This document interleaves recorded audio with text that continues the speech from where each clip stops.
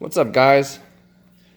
So I decided to do a little short video on what I plan to do with my gauge cluster on the 1970 Dodge D100 gauges.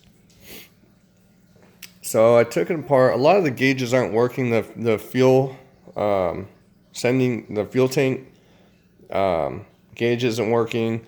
The oil gauge wasn't working.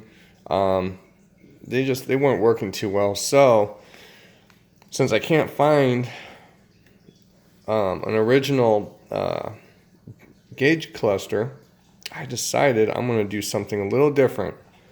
So I took out the bezel right here. The bezel's still pretty good shape, but it has kind of a weird contour to it. So what I think I'm going to do is I'm going to cut the inside out. Cut the whole inside out and get a nice piece of steel, some kind of either aluminum or steel. Maybe do the brushed look and put it in the middle and cut out. I'm gonna do custom autometer gauges for it.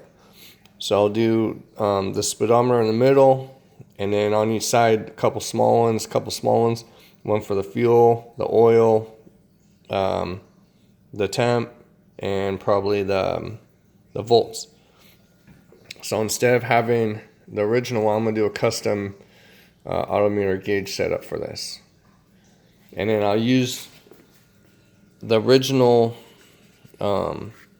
backing to it to where it bolts right back in, right in place, and doesn't look out of whack. So that's just a little update of what I'm going to do for the gauges. When I'll go get some metal and start building this thing, and get back to you guys later.